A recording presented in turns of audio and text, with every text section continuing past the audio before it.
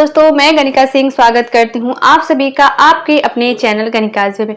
कैसे हैं आप सब, ये बताने के लिए हमेशा की तरह कमेंट बॉक्स में जय छठी मैया जरूर लिखें।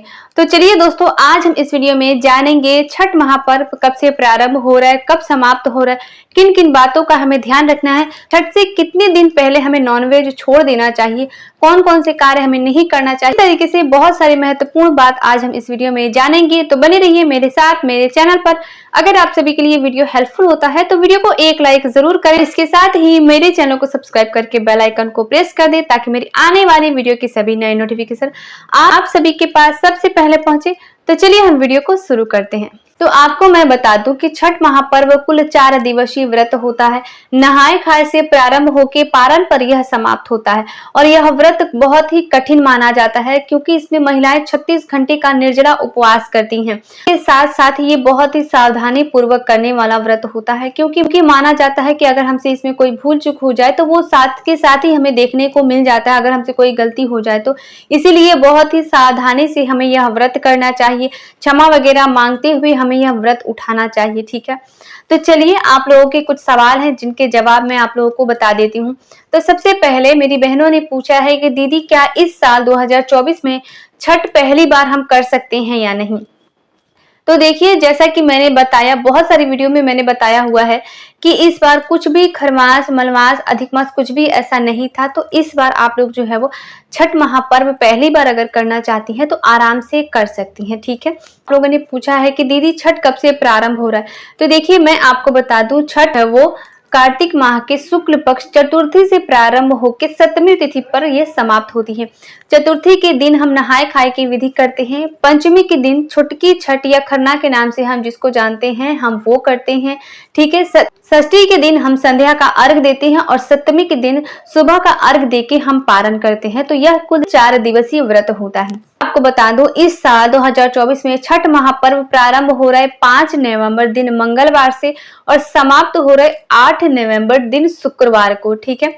अगला नियम क्या है, जो लोग भी छठ व्रत करने जा रहे हैं वो ध्यान से सुन ले कि जो लोग भी छठ व्रत करते हैं, वैसे तो कार्तिक माह में बहुत सारे लोग जो है वो लहसुन प्याज नॉनवेज नहीं खाते हैं। कुछ लोग जो है वो जो भी कार्तिक के महीने में खाते हैं, मैं उनके लिए बता दूं कि अगर आप लोग छठ करने जा रहे हैं तो दिवाली के दिन से आप लोग जो है पूरी तरीके से बंद कर दें। दिवाली तक खाएं, उसके एक दिन बाद यानी कि दिवाली के दूसरे दिन बाद से लहसुन प्याज नॉनवेज सभी चीजों को बंद करके घर को अच्छे से साफ और स्वच्छ कर ले। एक एक कोना घर का साफ कर ले, गंगा जल का छिड़काव कर दे, ठीक है। इसके बाद हम नहाय खाए के दिन नहाय खाए की विधि करते हैं। नहाय खाए के दिन इसमें लौकी की सब्जी, चने की दाल और चावल घी में बनाया हुआ खाया जाता है। इस दिन तेल में भोजन नहीं बनता है, ठीक है। तो सवाल है कि दीदी छठ पर्व में कौन कौन सी सामग्री लगती है। तो देखिए, सामग्री के लिए एक प्रॉपर वीडियो डाल दूंगी कि कौन कौन सी सामग्री जो है वो हमें कौन कौन सी सामग्री जो है वो हमें नई लेनी है, कौन कौन सी हम पुराने से भी कर सकते हैं, ठीक है। तो मैं एक वीडियो डाल दूंगी। अगर आप लोग बांस का सूप देते हैं तो सूप हमें हर साल नया लेना होता है, लेकिन अगर वहीं पे पीतल का सूप है तो पीतल का सूप हम हर साल नया नहीं लेते हैं। बस बांस का सूप से जिससे हम अर्घ दे देते हैं वो चढ़ जाता है तो वो जूठा हो जाता है। इसीलिए बांस का अगर सूप हो तो हम सूप जो है वो नया लेते हैं, ठीक है।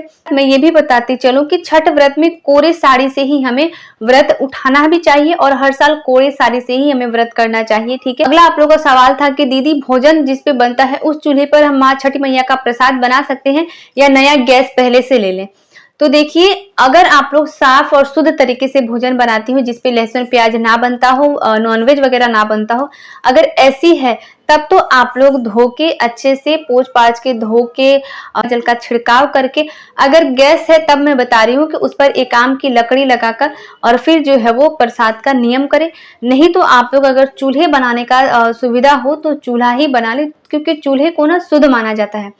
तो अगर हो सके तो चूल्हा आप लोग जो है वो बना सकते हैं, ठीक है। आप लोग का सवाल है कि दीदी कितनी साड़ी से हमें छठ व्रत करना चाहिए। तो मैं आपको बता दूं कि जैसे हम पहली बार कर लेते हैं ना, अगर हम एक साड़ी से करते हैं तो हर साल हमें एक ही साड़ी से करना होता है, और अगर हम 2 साड़ी से करते हैं तो हर साल हमें 2 साड़ी से ही करना होता है। तो कहने का मतलब ये है कि जैसे हम पहली बार कर चुके हैं इसी तरीके से हमें हर साल करना होता है। तो हम चाहें तो एक साड़ी से भी कर सकते हैं। खरना के दिन जो साड़ी हम पहनते हैं प्रसाद खाते हैं उसी को धो के हम अच्छे से फिर सुखा देते हैं। फिर वही संध्या के दिन पे हम जो है अर्घ देते हैं और उसी से फिर सुबह का अर्घ दे देते हैं, ठीक है। और आप लोग चाहें अगर इतना है तो 2 साड़ी से भी कर सकते हैं, इसमें कोई दुविधा वाली बात नहीं है। अगर है हमारा सामर्थ्य है तो हम 2 साड़ी से भी कर सकते हैं, नहीं है तो 1 साड़ी से भी हम जो है वो कर सकते हैं, ठीक है। अगला सवाल क्या है जो आप लोगों ने पूछा है कि दीदी क्या हर साल कोसी भरना जरूरी है या पहली बार कोसी भरकर ही छठ उठाना जरूरी है? तो देखिए, नियम यही है कि जब हम पहली बार व्रत करते हैं तो कोसी भरकर ही हम छठ व्रत उठाते हैं। जब हम पहली बार करते हैं तो कोसी हमें भरना ही है, ठीक है। बिना कोसी के हम व्रत नहीं उठा सकते हैं। चाहे तो आप लोग 6 से भर लीजिए, चाहे तो आप लोग 12 से भर लीजिए, ठीक है।